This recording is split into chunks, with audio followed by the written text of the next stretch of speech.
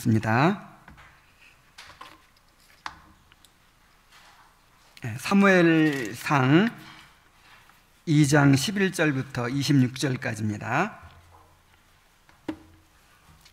사무엘상 2장 11절부터 26절까지입니다. 교독을 하겠습니다. 엘가나는 라마의 자기 집으로 돌아가고 그 아이는 제사장 엘리 앞에서 여호와를 섬기니라. 엘리 아들들은 행실이 나빠 여호와를 알지 못하더라. 그 제사장들이 백성에게 행하는 관습은 이러하니 곧 어떤 사람이 제사를 드리고 그 고기를 삶을 때에 제사장의 사환이 손에 세 살 갈고리를 가지고 와서 그것으로 냄비에나 솥에나 큰 솥에나 가마에 찔러 넣어 갈고리에 걸려 나오는 것은 제사장이 자기 것으로 가지되 실로에서 그곳에 온 모든 이스라엘 사람에게 이같이 할 뿐 아니라 기름을 태우기 전에도 제사장의 사환이 와서 제사 드리는 사람에게 이르기를 제사장의 구워드릴 고기를 내라. 그가 내게 삶은 고기를 원하지 아니하고 날 것을 원하신다 하다가 그 사람이 이르기를 반드시 먼저 기름을 태운 후에 내 마음에 원하는 대로 가지라 하면 그가 말하기를 아니라 지금 내게 내라. 그렇지 아니하면 내가 억지로 빼앗으리라 하였으니 이 소년들의 죄가 여호와 앞에 심히 크면 그들이 여호와의 제사를 멸시함이었더라. 사무엘은 어렸을 때에 세마포 에봇을 입고 여호와 앞에서 섬겼더라. 그의 어머니가 매년 드리는 제사를 드리러 그의 남편과 함께 올라갈 때마다 작은 겉옷을 지어다가 그에게 주었더니 엘리가 엘가나와 그의 아내에게 축복하여 이르되 여호와께서 이 여인으로 말미암아 내게 다른 후사를 주사 이가 여호와께 간구하여 얻어 바친 아들을 대신하게 하시기를 원하노라 하였더니 그들이 자기 집으로 돌아가매 여호와께서 한나를 돌보시사 그로 하여금 임신하여 세 아들과 두 딸을 낳게 하셨고 아이 사무엘은 여호와 앞에서 자라니라. 엘리가 매우 늙었더니 그의 아들들이 온 이스라엘에게 행한 모든 일과 회막문에서 수종드는 여인들과 동침하였음을 듣고 그들에게 이르되 너희가 어찌하여 이런 일을 하느냐. 내가 너희의 악행을 이 모든 백성에게서 듣노라. 내 아들들아 그리하지 말라. 내게 들리는 소문이 좋지 아니하니라. 너희가 여호와의 백성으로 범죄하게 하는도다. 사람이 사람에게 범죄하면 하나님이 심판하시려니와 만일 사람이 여호와께 범죄하면 누가 그를 위하여 간구하겠느냐 하되 그들이 자기 아버지의 말을 듣지 아니하였으니 이는 여호와께서 그들을 죽이기로 뜻하셨음이더라. 아이 사무엘이 점점 자라매 여호와와 사람들에게 은총을 더욱 받더라. 아멘.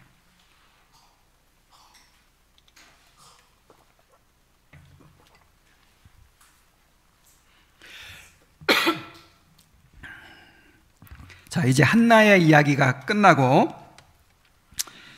이제 11절부터 12장 23절까지는 사무엘의 이야기가 전개됩니다. 자, 오늘 우리가 읽은 본문을 보면 당시 제사장이었던 엘리의 두 아들들의 패역한 모습과 경건하게 성장해가는 사무엘의 모습을 이걸 이제 교차 대구법이라고 하는데요. 서로 교차해서 그렇게 보여주고 있습니다. 한번 살펴볼까요? 11절 하반절에 보면 그 아이는 제사장 엘리 앞에서 여호와를 섬기니라 하고 사무엘이 자라는 모습을 이제 이야기하죠. 그 다음에 12절부터 보면 엘리 아들들은 행실이 나빠 여호와를 알지 못하더라 하고 엘리 아들들 얘기를 해요. 그리고 나서 또 18절에 보면 사무엘은 어렸을 때 세마포 에봇을 입고 여호와 앞에 섬겼더라. 또 사무엘 얘기를 하고 그 다음에 또 22절에 가서는 엘리가 매우 늙었더니 그의 아들들이 온 이스라엘에게 행한 모든 일과 해망문에서 수종드는 여인들과 동침하였음을 듣고 하면서 이제 또 엘리 아들들 이야기를 하죠. 그 다음에 26절의 마지막으로 또 사무엘로 돌아와요. 아이 사무엘이 점점 자라매 여호와와 사람들에게 은총을 더욱 받더라. 전에도 말씀드렸지만 그 내용, 무엇을 기록했는가, 내용도 중요하지만 어떻게 말했는가, 어떻게 기록했는가 하는 것도 못지않게 중요해요. 그래서 지금 저자의 의도가 너무 분명하게 드러나고 있죠. 엘리의 두 아들의 패약한 모습과 사무엘의 경건한 성장을 이렇게 대조해서 보여주는 것은 이제 엘리의 시대가 저물어가고 엘리의 시대는 끝나고 사무엘이 타락한 이스라엘을 개혁하기 위해서 지금 준비되고 있다 하는 것을 보여주기 위해서입니다. 자, 우리는 이 엘리의 두 아들들과 또 이 어린 사무엘이 자라는 이 모습을 통해서 우리가 자녀들을 어떻게 키워야 되는지, 자녀들을 위해서 무엇을 기도하고 어떻게 양육해야 될 것인지를 깨닫게 됩니다. 오늘 말씀을 통해서 은혜를 받게 되시길 바랍니다. 자, 먼저 11절에 보면 엘가나는 라마의 자기 집으로 돌아가고 그 아이는 제사장 엘리 앞에서 여호와를 섬기니라 그랬어요. 지금 사무엘이 몇 살이죠? 이제 젖대고 맡겨졌잖아요. 그런데 이 어린아이가 어떻게 여호와를 섬기겠어요?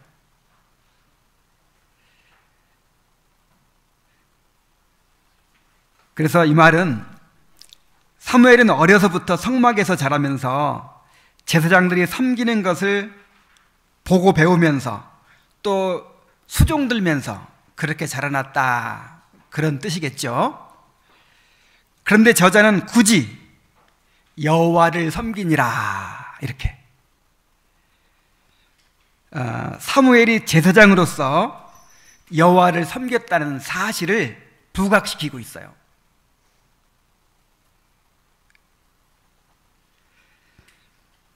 저는 이 말씀을 보면서 우리 아이들을 생각했습니다.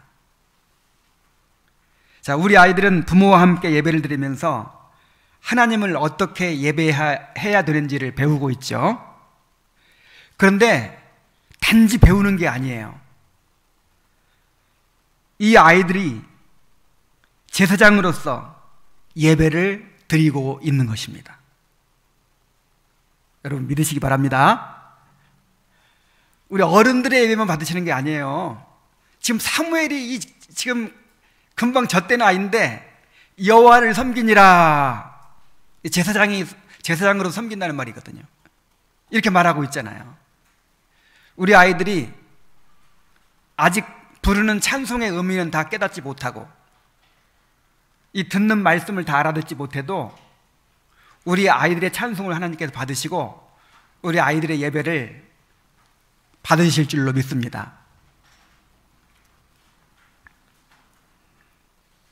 자, 이렇게 이제 사무엘이 제사장 엘리 앞에서 여호와를 섬기니라 이렇게 얘기하고 난 다음에 누구를 대조한다고요?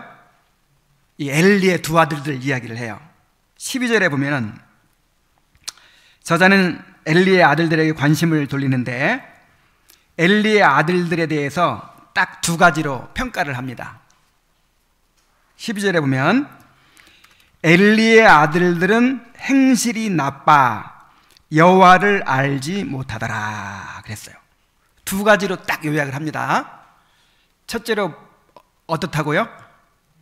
행실이 나쁘다 그랬어요. 이 말을 직역하면 벨리알의 아들들이었다 하는 말이에요. 이 벨리알이라는 말은 이방신의 이름이거나 아니면 무가치한 그런 의미입니다. 그래서 구약 성경에서 행실이 나쁜 자들을 지칭하는 용어예요. 벨리아의 아들. 그래서 다른 다른 곳에 보면 똑같은 단어가 불량배 이렇게 번역이 되어 있어요.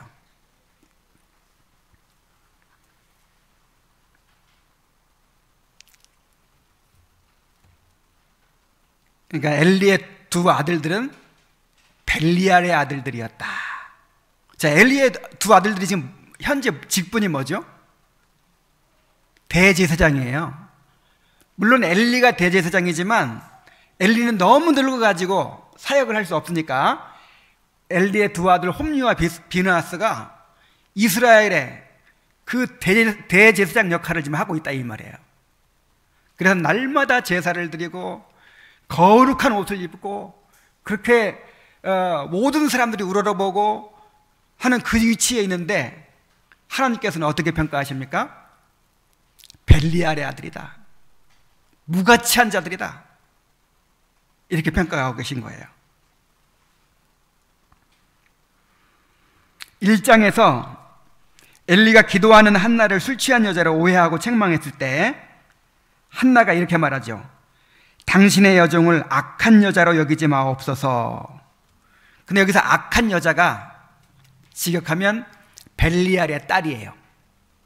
그러니까 나를 벨리알의 딸로 보지 마소서, 그런 말이죠. 그래서 사무엘서 저자는 이 벨리알이라는 개념을 한나와 엘리의 아들들에 대해서 반복해서 사용함으로써 하나님 앞에 경건했던 한나는 벨리알의 딸로 오해하고, 그런데 정작 벨리알의 아들들인 자기의 아들들은 그 상태를 깨닫지 못하는 그 엘리의 무능함을, 영적 무지를 드러내고 있습니다. 자, 엘리의 아들들이 첫째로는 벨리알의 아들들이라고 했어요. 행실이 나쁜 사람들이라고 했어요.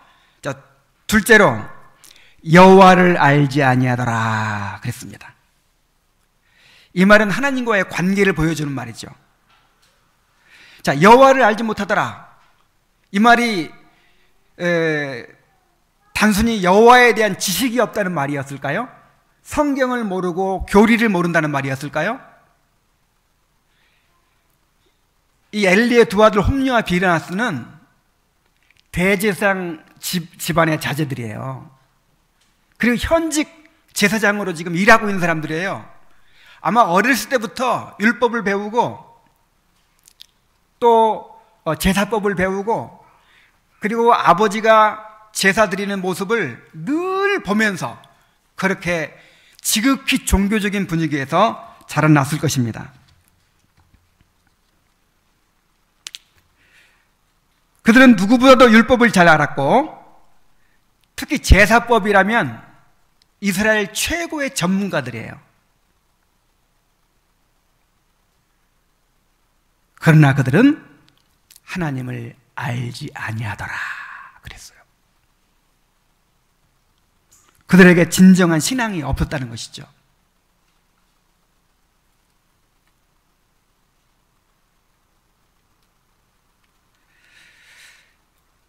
저는 오늘 말씀 준비하면서 또 다음 주도 마찬가지, 다음 주가 더 무서운데 정말 두려운 생각이 들었어요.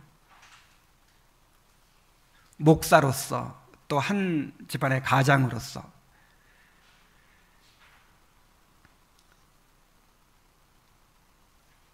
늘 종교적인 분위기 속에서 살아가고 있지만 하나님은 이런 겉모습을 보시는 것이 아니라 저의 영혼을 보실 것이거든요. 저뿐만 아니라 우리 자녀들, 우리 성도들의 영혼을 보고 계시거든요. 정말 두려운 일입니다.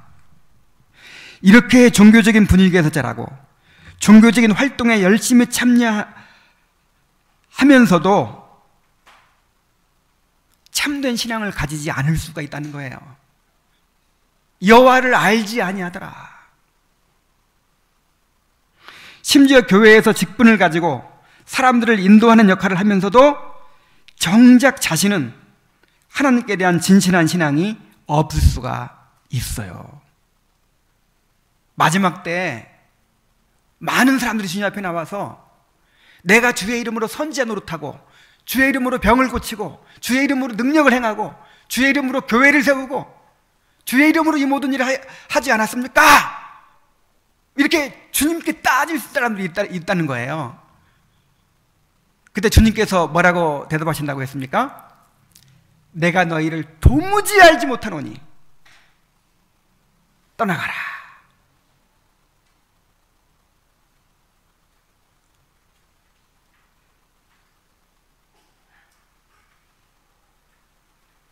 우리 자신이 하나님께 대한 진실한 신앙을 가지고 있는지, 우리 자녀들이 하나님께 대한 진실한 신앙을 가지고 있는지를 늘 기도하며 점검해야 될 줄로 믿습니다.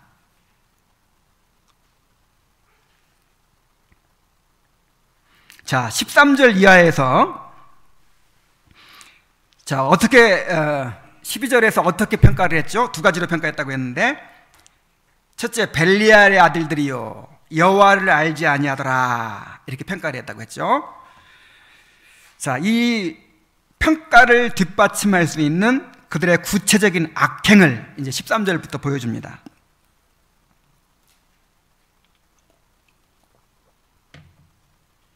그 제사장들이 백성이 행하는 관습은 이러하니, 곧 어떤 사람이 제사를 드리고 그 고기를 삶을 때에 제사장의 사원이 손에 새살갈고리를 가지고 와서 그것으로 냄비에나 솥에나 큰 솥에나 가마에 찔러 넣어 갈고리에 걸려 나오는 것은 제사장이 자기 것으로 가지되 실로에서 그곳에 온 모든 이스라엘 사람에게 이같이 할 뿐만 아니라. 자, 여기까지 봅시다.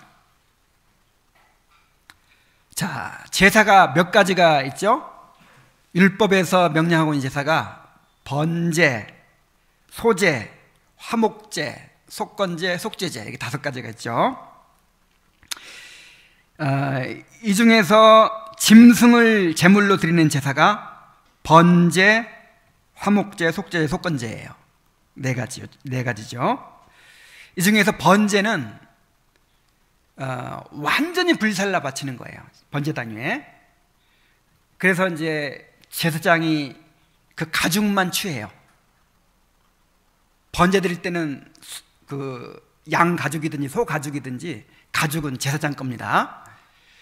그 다음에 속죄제와 속건제는 이 화목제도 마찬가지인데, 이 기름하고 콩팥은 이 여호와께 속한 것이라 해가지고 불로 태워드리고, 나머지 고기는 전부 제사장이 다 차지해요. 그리고 화목제는 이제 기름과 콩팥은 또 불태워드리고, 가슴과 우편 뒷다리는 제사장 몫이고 나머지는 제사를 드리는 사람들의 몫입니다. 그래서 가족들이 다 먹게 돼 있죠. 자, 이렇게 이스라엘 백성이 드린 제사는 그 종류가 다양했고, 따라서 제사장이 취하게 되는 목도 제사에 따라서 달랐습니다.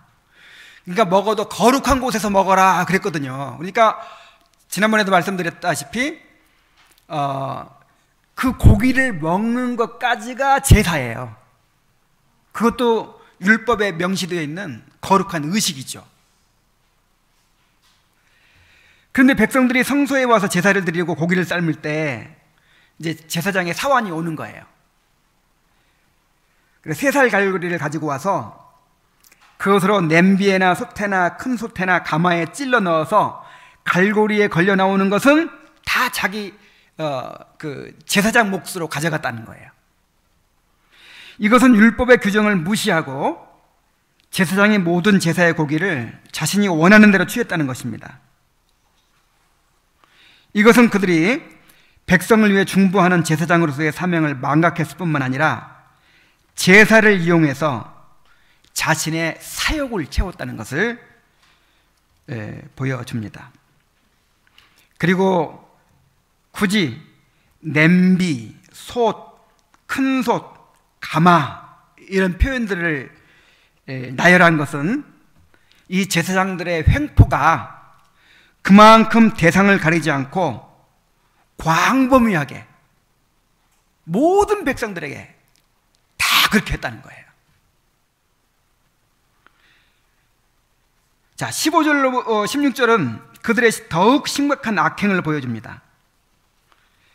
기름을 태우기 전에도 제사장의 사원이 와서 제사 드리는 사람에게 이르기를 제사장에 구워드릴 고기를 내라. 그가 내게 삶은 고기를 원하지 아니하고 날 것을 원하신다 하다가 그 사람이 이르기를 반드시 먼저 기름을 태운 후에 내 마음에 원하는 대로 가지라 하면 그가 말하기를 아니라 지금 내라. 그렇지 아니하면 내가 억지로 빼앗으리라 하였으니. 자, 제물을 이제 하나님께 드릴 때 어떤 부분이 제일 맛있죠? 고기가? 그 한우도 그 뭐라 그래요? 고기 그 기름이 섞여 있는 부분. 마블링.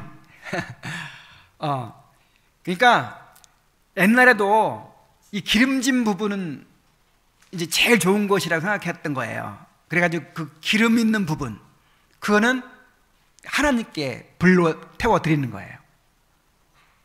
번제는 짐승을 몽땅 태워 드리지만 나머지 제사는 일단 먼저 기름을 태워 드리고 기름과 콩팥을 따로 분리해 가지고 태워 드리고 난 다음에 이제 제사장 몫을 나누고 또 제사 드리는 사람의 몫을 나누고 이렇게 하는데, 어떻게 하기도 전에 기름을 태우기도 전에 하나님께 드리기도 전에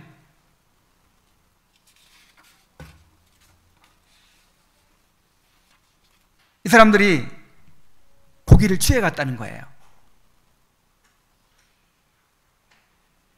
자, 이것은 하나님께 드릴 제물을 가로챈 것이나 마찬가지이고 하나님께 드리는 제사를 근본적으로 파괴한 행위인 것입니다. 이 일이 얼마나 무서운 일인지를 알기 때문에 이 제사 드리는 사람들이 먼저 기름을 태운 후에 당신 마음대로 가져가시오 이렇게 막 애원을 하는 거예요. 제발 기름을 태운 후에 가져가시라고. 그럼 뭐라고 그래요? 내가 억지로 빼앗으리라. 그러면서 억지로 뺏어갔다는 거예요. 그들에게는 하나님께 대한 경외심이 전혀 보이지 않습니다.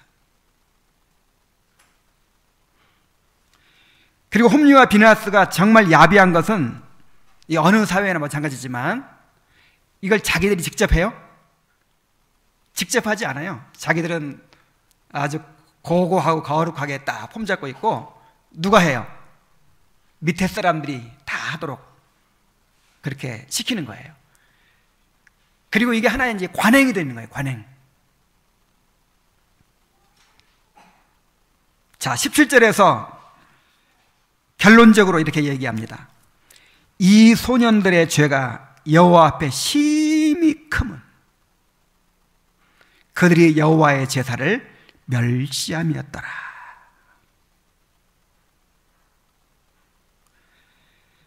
자, 이 홈리와 비나스가 나이가 몇 살쯤 됐을까요? 제사장 노릇하려면 30세 이상이 돼야 됩니다. 그러니까 최소한 30세 이상이에요. 결혼도 다 하고. 근데 뭐라고 불러요? 소년들이라고 불러요. 소년이 나르라는 말인데 왜 소년이라고 부르냐면 사무엘과 비교하기 위해서 의도적으로 이 단어를 사용하는 것입니다. 자, 아이 사무엘은 여호와 앞에 잘 아니라 할 때 아이라는 말이 나르예요. 똑같은 말이에요. 그러니까 이쪽 소년들과 이쪽 소년을 대조하고 있는 것이죠. 자, 이 소년들의 죄가 여호와 앞에 심히 컸다고 했어요. 왜냐하면 그들이 여호와의 제사를 멸시했기 때문이었습니다. 이 멸시함이었더라에 해당하는 니아추라는 말은 능욕하다, 회방하다라는 뜻을 가지고 있는 나추라는 말의 강의형이에요. 아주 강조하는 말이다 이 말이죠. 이렇게 강의형 단어를 사용한 것은 그들이 얼마나 하나님을 우습게 여기고 하나님께 드리는 제사를 모욕했는지를 보여주는 것입니다.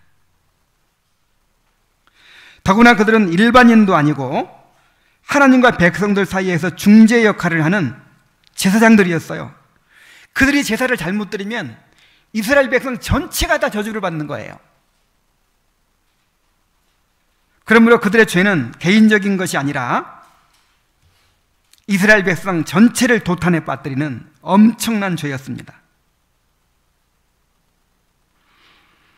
사람이 이렇게 하나님을 두려워할 줄 모르면요, 이 죄가 점점 커지는 거예요. 죄가 처음부터 그러진 않았겠죠. 처음에 제사 드린 일을 시작할 때는 좀 두려움도 있고 경외감도 있고 그랬겠죠. 근데 늘 하다 보니까 이제 이게 하나의 그냥 습관처럼 의미 없이 행하는 일이 된 거예요. 그러다가 이제 이것을 자기 개인 욕심을 취하는 수단으로 삼는 거예요. 그러면 점점 이제 이 죄가 커지다 보니까 심지어 어떤 일까지 벌어지냐면 22절에 보면 그들은 심지어 회막에서 수종 들던 여인들과 동침하기까지 합니다. 이 여인들은 아마도 일정 기간 나시린으로 서원한 여인들로서 이 회막에서 성막에서 여러 가지 허드렛 일을 감당했던 그런 여인들이었던 것 같아요. 자, 여인들과 동침했다 이렇게 말한 것으로 봐서 이게 한 번의 행위가 아니에요. 계속해서 저질러졌던 그런 행위로 보여집니다.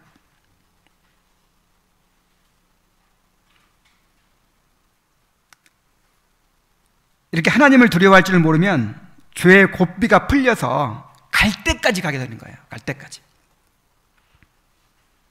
이들은 여인들과 간음을 행하면서도 버젓이 성소를 출입하며 제사를 드렸습니다. 이게 얼마나 여호와의 제사를 멸시하는 행위였겠습니까?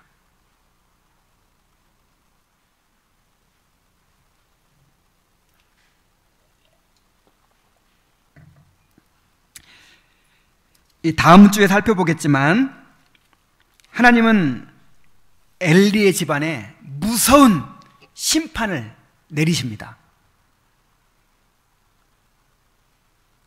그러면서 뭐라고 말씀하셨냐면 나를 존중히 여기는 자를 내가 존중히 여기고 나를 멸시하는 자를 내가 경멸하리라 그랬어요. 지금 홈리와 비느하스가, 그 엘리도 마찬가지죠. 엘리도 나중에 이제 다음 주에 살펴보겠지만 엘리는 너무 사람 좋은 사람인데 하나님께서 엘리에게 책임 추궁을 하시거든요. 여호와의 제사를 멸시했어요. 그런데 하나님은 뭐라고 말씀하시냐면 나를 멸시했다 이렇게 말씀하시는 거예요.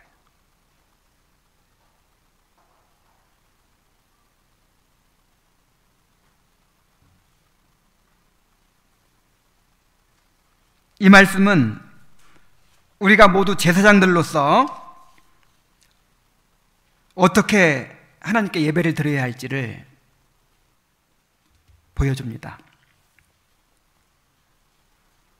우리는 거룩하신 하나님을 의식하고 이 경외하는 마음을 잃어버려서는 안 돼요.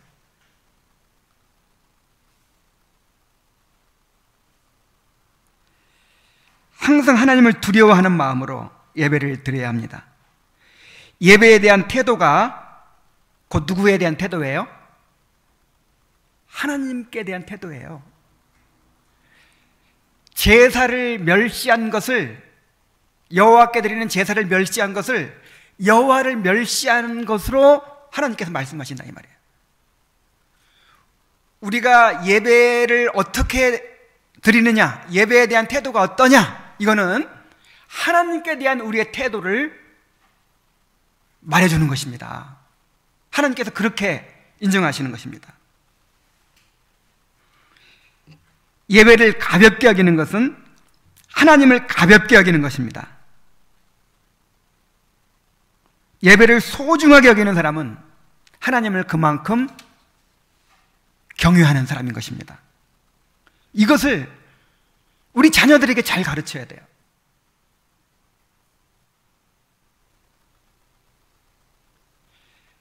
우리 자녀들에게 이 경건을 가르쳐야 되는데, 특별히 이 예배를 잘 가르쳐요. 예배. 인간이 행할 수 있는 그야말로 최고의 행위가 무엇이겠습니까? 하나님께 드리는 예배예요. 예배보다 더 귀중한 행위가 어디 있겠습니까? 예배를 잘 드리는 사람으로 우리 자녀들을 키워야 될 줄로 믿습니다. 자, 엘리의 아들들 얘기하니까 너무 그냥 심각하죠. 다시 또 사무엘 얘기로 넘어가요. 비교하는 거죠. 18절부터 봅니다. 사무엘은 어렸을 때에 세마포 에봇을 입고 여호와 앞에서 섬겼더라. 그의 어머니가 매년 드리는 제사를 드리러 그의 남편과 올라갈 때마다 작은 겉옷을 지어다가 그에게 주었더니, 이 원문에는 서두에 그러나가 있어요. 그러니까 엘리 아들들의 심각한 죄를 이야기하고, 그러나 사무엘은 이렇게 자라갔다, 이렇게 대조하고 있는 것이죠. 자, 이 수미 쌍광구조라는 거 있죠. 이 인클루지오라고도 하는데, 그러니까 이 서두와 끝에 같은 내용을 두는 거. 그러니까 엘리의 아들들의 패역에 대해서도 수미 쌍광구조로, 사무엘에 대해서도 수미 쌍광구조로 그렇게 나타내고 있어요. 근데 둘 다 여호와를 언급해요. 자, 엘리의 아들들은 12절에 보면 여호와를 알지 못했고, 17절에 보면은 여호와 앞에 죄가 심히 컸다. 근데 반면에 사무엘은 18절에 보면 여호와 앞에 섬겼고, 21절에 보면은 여호와 앞에서 자라났다. 똑같은 여호와 앞에서인데 내용이 너무 다르죠. 사무엘이 에봇을 입고 여호와를 섬겼다고 했는데, 이 에봇이라고 하는 것은 제사장이 입었던 옷으로 이 소매가 없고 이 멜빵처럼 이렇게 달려 있고, 그 다음에 한 이 허벅지 정도까지 내려오는 그런 치마 같은 옷이에요. 이렇게 삥 둘러서.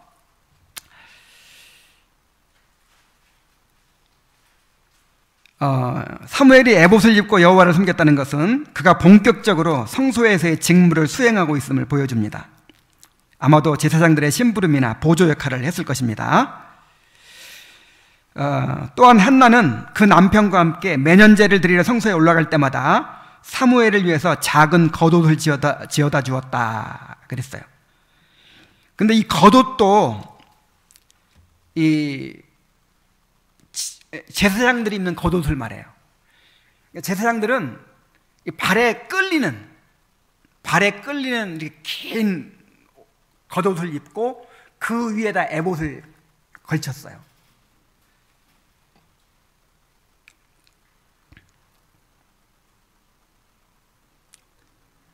자, 한나는 이제 해마다 성소에 올라갈 때마다 사무엘이 계속 자라니까 사무엘에게 맞을 만한 겉옷을, 제사장의 옷을 계속 지어다 주는 거죠.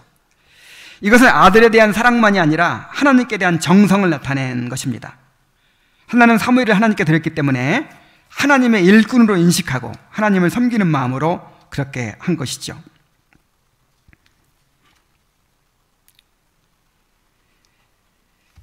자, 20절부터 보면요, 엘리가 엘가나와 그의 아내에게 축복하여 이르되 여호와께서 이 여인으로 말미암아 내게 다른 후사를 주사 이가 여호와께 간구하여 얻어바친 아들을 대신하게 하시기를 원하노라 했더니 그들이 자기 집으로 돌아가매 여호와께서 한나를 돌보시사 그로 하여금 임신하여 세 아들과 두 딸을 낳게 하셨고. 자, 엘리가 가만히 보니까 너무 참 이 사람들이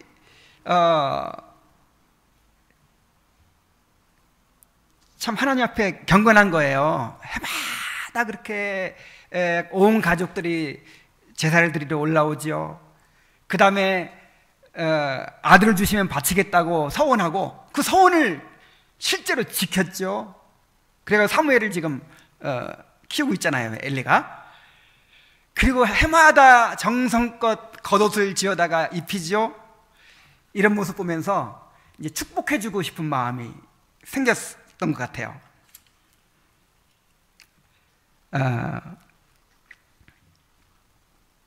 그래서 이제 엘가나에게 여호와께서 이 여인으로 말미암아 내게 다른 후사를 주사 이가 여호와께 간구하여 얻어바친 아들을 대신하게 하시기를 원하노라, 이렇게 이제 축복을 했어요. 그런데 그 축복대로 21절에 보면은 여호와께서 한나를 돌보시사 그로 하여금 임신하여 세 아들과 두 딸을 낳게 하셨다 그랬습니다. 돌보시사라는 말은 파카드라고 해서 방문하다 그런 뜻이에요. 비지트, 방문하다. 자, 1장 19절에서는 하나님이 한나를 어떻게 하셨다고 그랬죠? 기억하셨다. 한나를 기억하사 이제 잉태를 하게 하셨다 그랬는데 여기서는 뭐라고 해요? 한나를 방문하셔서 잉태하게 하시는 것이죠. 한나에 대한 하나님의 사랑이 기억하는 차원에서 이제 만나주시는 차원으로 확장되고 있습니다. 그리고 이것은 앞으로 사무엘에게도 그렇게 방문해 주실 것을 기대하게 만듭니다. 그런데 이렇게 한나가 하나님의 은혜를 입는 과정에서 엘리는 중요한 중보자로 등장을 합니다. 자, 사무엘 낳기 전에도 누가 축복했죠? 엘리가 술 취한 여자를 오해한 거 이제 미안해가지고 너의 기도를 하나님께서 응답해 주시기를 원하노라, 이렇게 축복을 했죠. 근데 이번에 또 이 3남 2녀를 낳게 되는 것도 누구의 축복이 있었어요? 엘리가 그렇게 축복을 했는데 하나님이 한나를 돌보셨다 그랬어요. 그래서 여기서 우리가 무엇을 알 수 있냐면 엘리가 굉장히 무능하고 무기력하고 영적으로 무지한 상태, 그런 상태에 있는 사람으로 계속 지금 묘사를 하고 있지만 심지어 고통 가운데서 하나님 앞에 간구하는 그 정말 불쌍한 여인을 술 취한 여자로 오해하고 막 나무랄 정도로, 그리고 자기 아들들이 벨리알의 아들들인지는 정작 모르면서 이렇게 영적 무능함을 보이긴 했지만 하나님은 아직 엘리를 통해서 일하시는 것을 발견하게 됩니다. 3장에 보면 사무엘이 하나님의 음성 듣는 것도 누가 지도해 주냐면 엘리가 지도를 해줘요. 자, 이렇게 엘리는 다른 사람을 위해서는 쓰임받는, 복을 빌어주는 제사장의 역할을 했지만 정작 자신과 자신의 가문에는 하나님의 저주가 임하게 되는 그런 비극을 맞게 됩니다. 그래서 제가 늘 하는 말이지만 쓰임받는 거하고 하나님께 인정받는 거하고는 별개의 문제일 수가 있어요. 아까 얘기했던 내가 주의 이름으로 귀신을 쫓아내며 주의 이름으로 능력을 행하며 주의 이름으로 이런 큰일을 행하지 아니하였습니까? 이렇게 따질 정도면 실제로 주의 일을 한 거예요, 아니에요? 실제로 크게 쓰임 받은 거예요. 근데 정작 자신은 어떻게 됐어요? 예수님 모른다는 거예요. 난 너희를 도무지 알지 못한다. 목사인 제가 가장 먼저 정말 두려워해야 될 말씀인 것 같아요. 자, 21절은 어떻게 마칩니까? 사무엘은 여호와 앞에서 자라니라. 자, 하나님께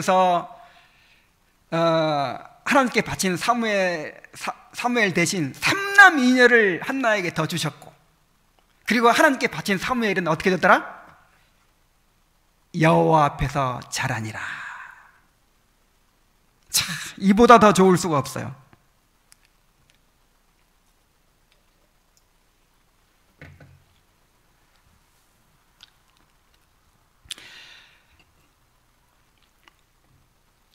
특히 이 여호와 앞에서 자라니라 하는 말이 정말 얼마나 아름다운 말인가.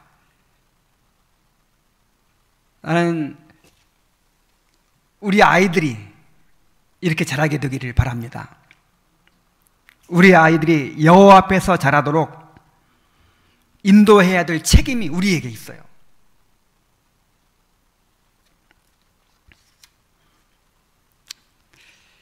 오늘 이 예배에 참여한 우리 어린이들, 누구 앞에서 자라야 돼요? 그렇지. 여호와 앞에서, 하나님 앞에서 자라가야 돼요.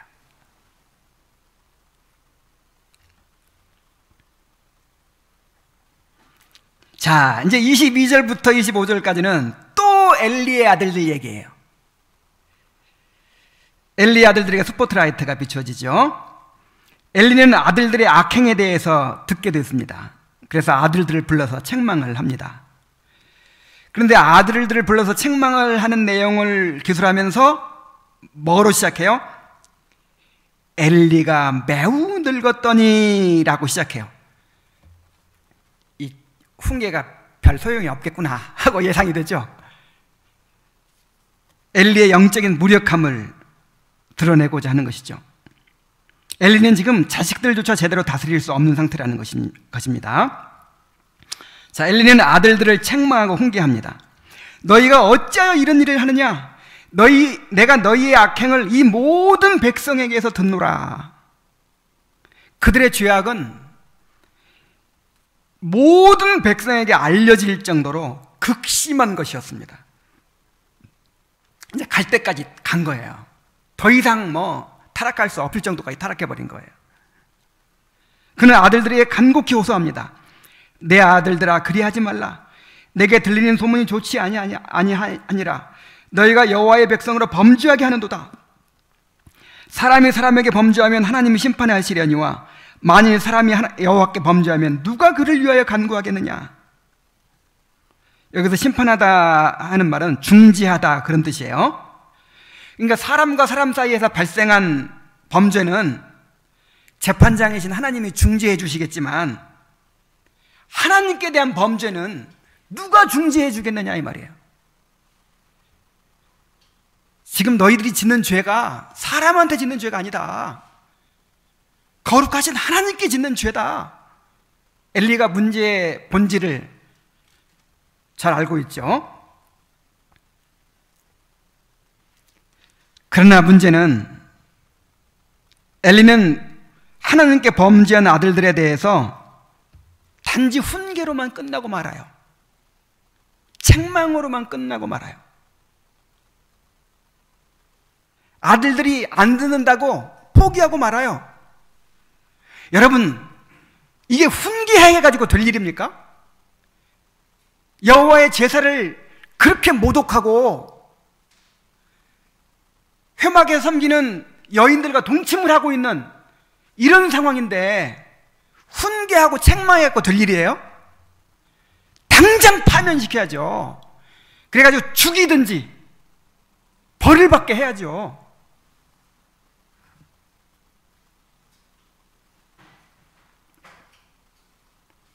신명기 21장 18절로 21절에 보면은 일반인들에게도 순종치 않는 자식에 대한 엄한 징계를 명령하고 있어요.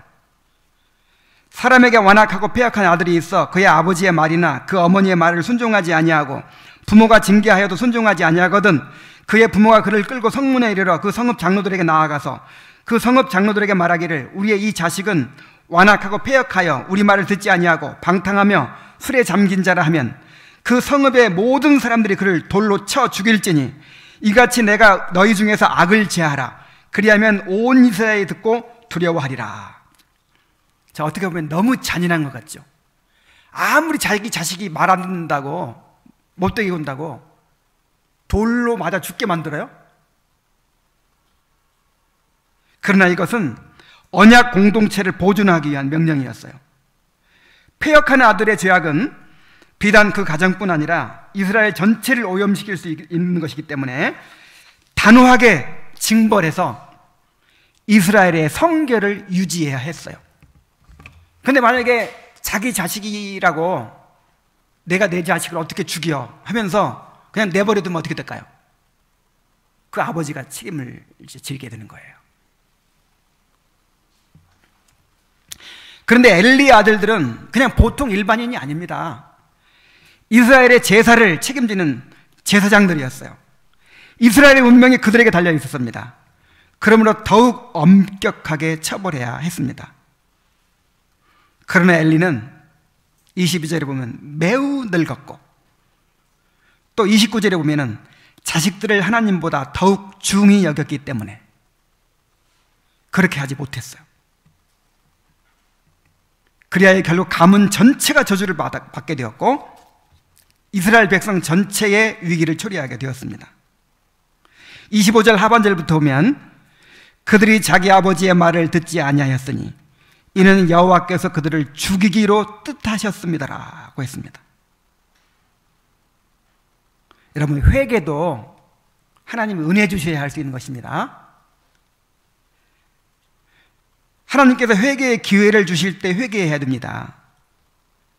계속해서 죄의 길을 고집하고 회개하기를 거부하게 되면 어느 순간에는요 회개할 수 없는 상태가 되어버려요.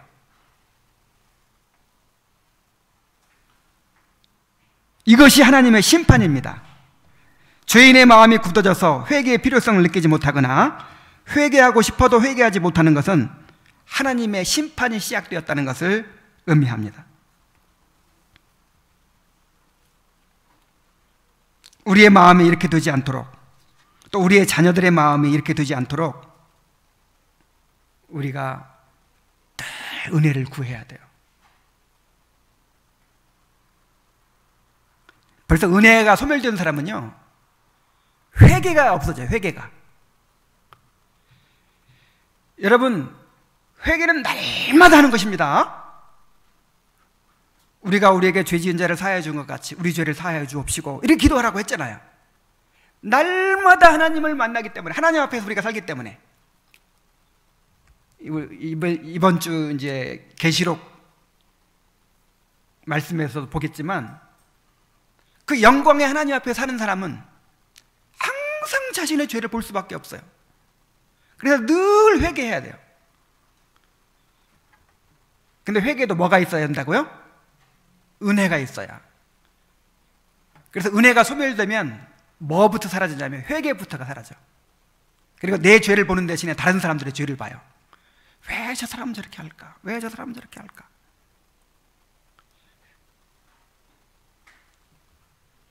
정말 이렇게 되지 않도록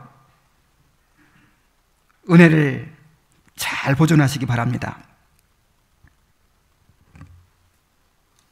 자, 엘리의 두 아들들 이야기를 끝낸 다음에 이제 26절에서 사무엘 얘기로 마칩니다. 아이 사무엘이 점점 자라매 여호와와 사람들에게 은총을 더욱 받더라. 자, 엘리의 두 아들들은 하나님께 심히 큰 죄를 짓고 사람들에게도 원성을 사는 패역한 자들이었지만 사무엘은 점점 자라갈수록 여호와와 사람들에게 은총을 받더라. 은총을 더욱 받더라. 점점 커갈수록 말도 안 듣고 삐뚤어지고 신앙에서 벗어나고 이런 게 아니라 이 육체적인 성장에 비례해서 영적으로도 성장했다 이 말이에요. 영적으로만이 아니라 사람들과의 관계도, 사람들 보기에도, 사람들에게서도 은총을 받았다, 사랑을 받았다. 예수님이 그렇게 잘하셨어요. 예수는 그 지혜와 그 키가 자라가며 하나님과 사람에게 더 사랑스러워 가시더라.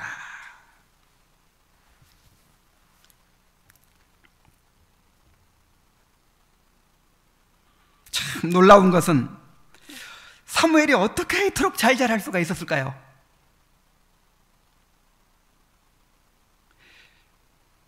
여러분 생각해 보세요. 사무엘이 어떻게 그렇게 잘 자랄 수가 있었을까요?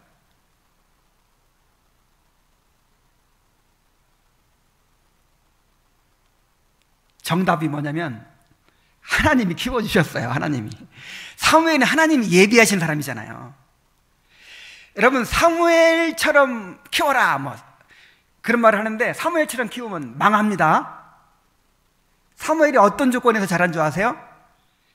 젖을 떼자마자 엄마로부터 떨어졌어요. 그리고 사무엘의 보호자이자 스승이라는 사람은 매우 늙었고 영적으로 무력하고 무지한 그런 엘리였고, 또 사무엘이 보고 자란 선배들은 어떤 사람들이었어요? 홈리와 비느하스. 완전 개망난이들이잖아요. 늘 보고 자라는 게 그런 것이었을 텐데, 악조건 속에서 자라는데 아이 사무엘이 점점 자라매 여호와 사람들에게 은총을 더욱 받더라.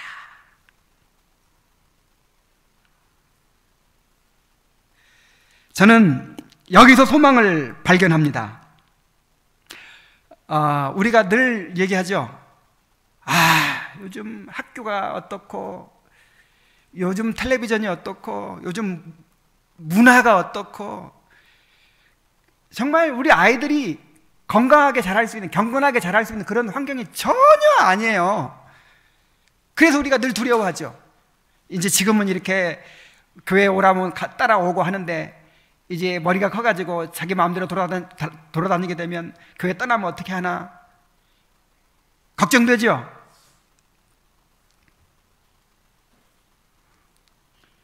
그런데 세상에 아무리 타락하고 환경이 좋지 않더라도 하나님께서 은혜 주시면 우리 아이들을 경건한 신자로 자랄 수 있습니다. 사무엘처럼.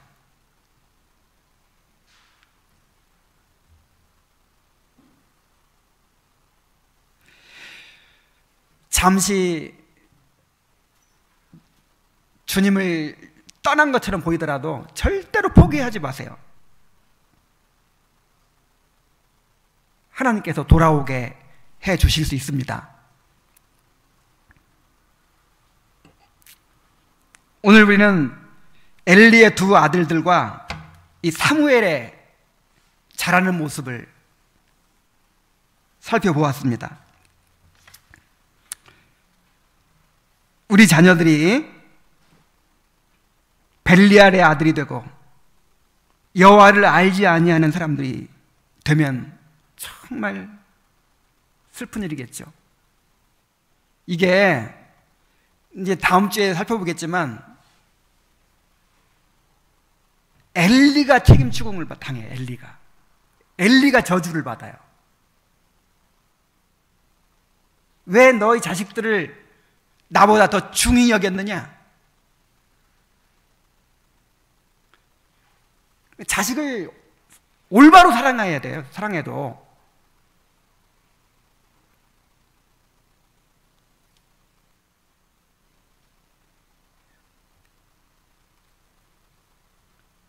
우리 자녀들이 벨리알의 아들이 되고 여호와를 알지 아니하는 사람들이 되지 않도록 부지런히 하나님의 명령에 따라서 경건을 가르치고 징계하고 훈계하고 여호와 앞에 잘하도록 그렇게 우리가 인도해야 될 책임이 있습니다. 근데 결국은 이 하나님의 은혜가 없이는 우리 힘으로 되는 것은 아니에요. 하나님의 은혜를 구하면서 그렇게 순종하는 성도들이 되시기를 바랍니다. 기도하겠습니다. 하나님 아버지, 오늘 엘리의 두 아들과 사무엘의 모습을 비교해서 우리에게 보여주셨습니다. 하나님 아버지, 우리의 자녀들이 벨리알의 아들이 되고 하나님을 알지 아니하는 자녀들이 된다면 이보다 더 슬픈 일이 어디 있겠습니까? 하나님 아버지, 우리가 하나님의 명령에 따라서 부지런히 가르치고 기도하면서 그렇게 아이들에게 신앙을 전수할 수 있도록 도와주시옵소서. 아버지 하나님, 사무엘처럼 자라는 아이들이 되게 하여 주옵소서. 점점 자라갈수록 여호와와 사람들에게 은총을 받는 아이들이 될 수 있도록 도와주시옵소서. 우리 힘으로 안 된다는 것을 압니다. 사무엘을 키워주신 것처럼 우리 자녀들을 키워주시옵소서. 아버지 하나님, 정말 우리의 책임을 다할 수 있도록 우리가 늘 깨어 기도하며 하나님의 은혜를 구하게 하여 주옵소서. 예수님의 이름으로 기도하옵나이다. 아멘. 하늘에 계신 우리 아버지여, 이름이 거룩히 여김을 받으시오며 나라가 임하시오며 뜻이 하늘에서 이루어진 것 같이 땅에서도 이루어지이다. 오늘 우리에게 일용할 양식을 주시옵고 우리가 우리에게 죄 지은 자를 사하여 준 것 같이 우리 죄를 사하여 주시옵고 우리를 시험에 들게 하지 마시옵고 다만 악에서 구하시옵소서. 나라와 권세와 영광이 아버지께 영원히 싸움나이다. 아멘.